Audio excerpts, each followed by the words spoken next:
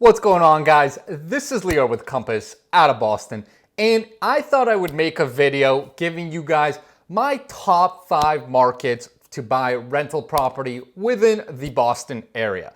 Now, the reason I thought I'd make this video is because a lot of you guys have been reaching out to me recently and are super interested in diversifying your portfolio and adding real estate as part of your overall investment strategy.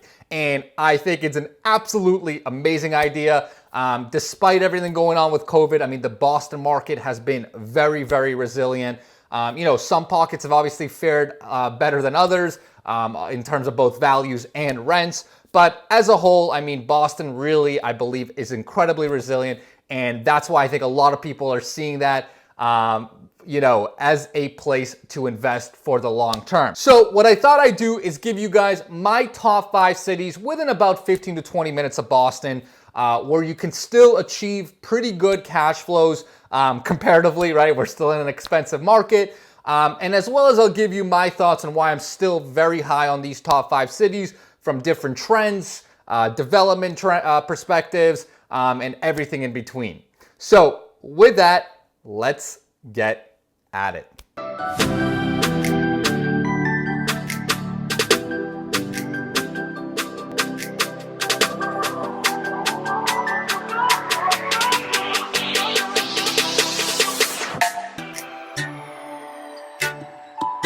What's going on, guys? My name's Lior and I'm with Compass out of Boston.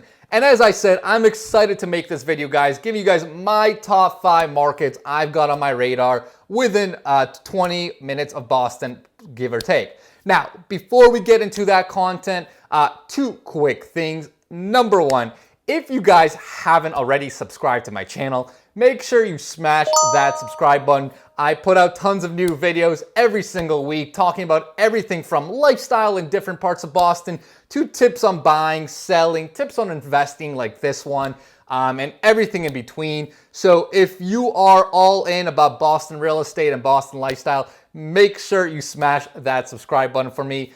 And number 2, guys, if you guys are thinking about doing anything with real estate around the greater Boston area, whether it's buying, selling, investing, whatever it is, I get so many calls from you guys still reaching out to me, and I absolutely love it.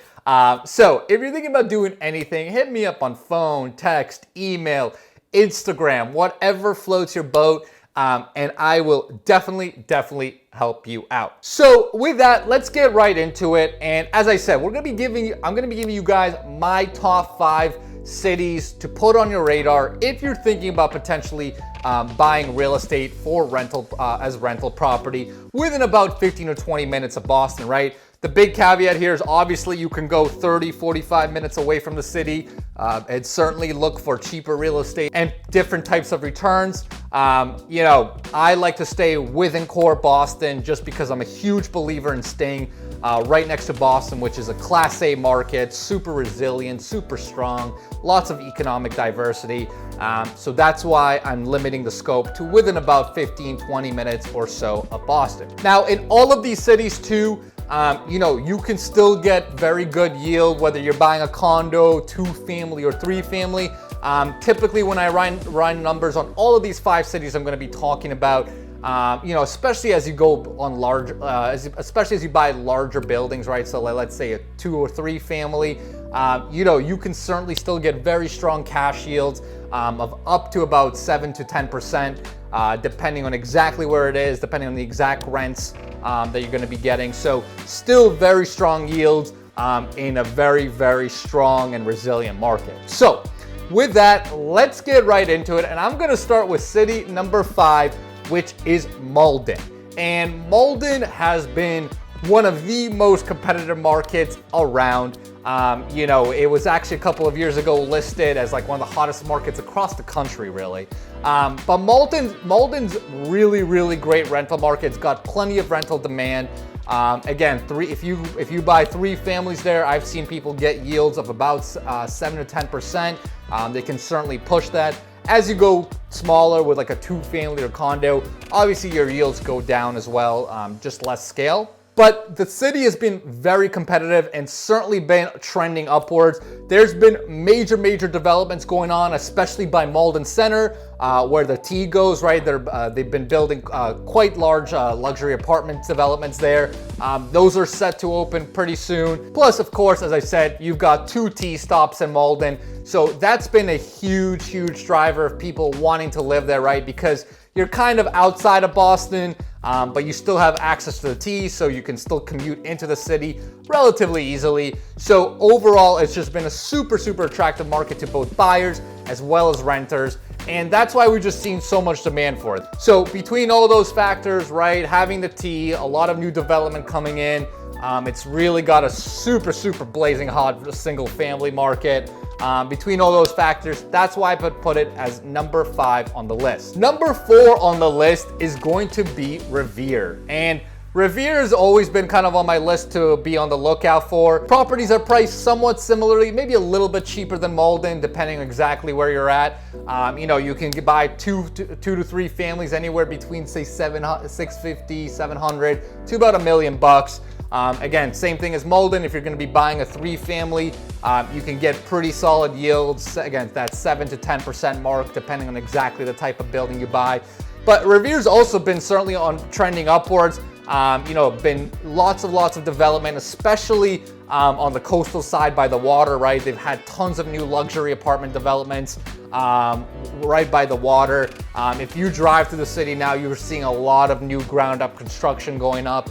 And the reason is, again, I mean, people are getting priced out of the city. Revere's pretty close by. It is also on the T, right? So you do have the blue line going right through Revere. So very achievable commute to go from Revere right into the city. And just like Malden too, it's got a blazingly hot single family market, though that pocket's a little bit different than the coastal market where the developments are. But that's why it's got a kind of a nice balance, right? You still have a really hot single family market. You've got you still got plenty of rental demand. You've got a coastal part that's been really hot with development trends.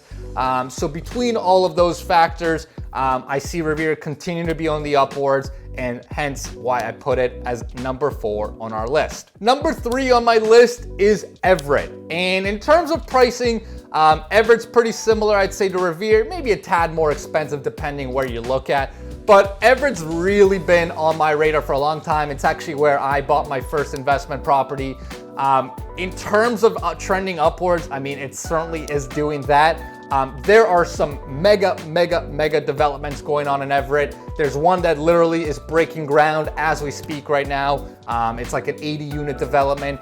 There's actually been there's a couple of proposals on the table I know of that are apartment projects of about 300 to 500 units. All over the city.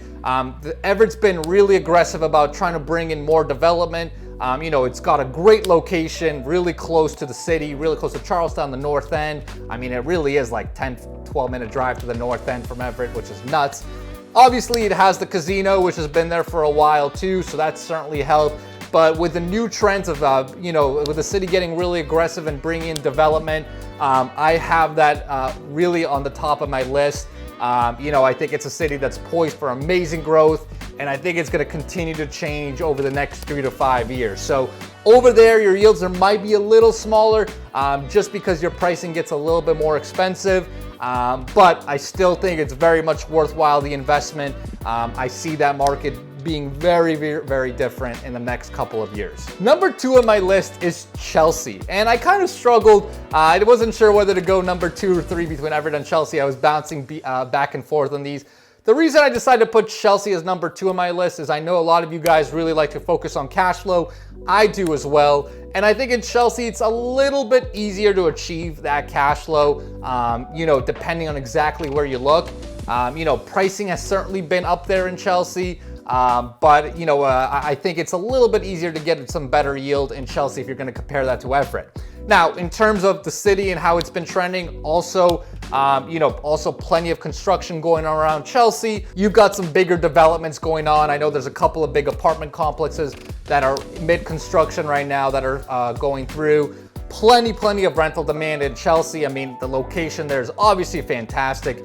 You're right next to East Boston. You can get to the city, probably, you know, same thing, within 10 to 15 minutes. So again, just kind of like Everett and Revere, certainly trending upwards. That location there is really good, especially if you're in that southern part towards the coast. I really like that particular location within the city.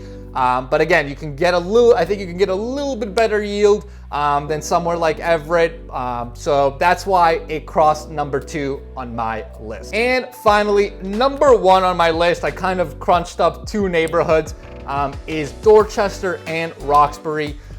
The main reason why I put them as number 1 is I think you can get the strongest cash flows out of all of those. You know, pricing wise, 2 and 3 families are somewhat similar to all these North Shore cities I just mentioned. You know, Dorchester certainly has parts that are a lot more expensive. Same thing with Roxbury. If you're looking at areas like Fort Hill, you know, those pricing, the pricing there can be much higher. 2-3 families can easily be $1 million to $1.5 million.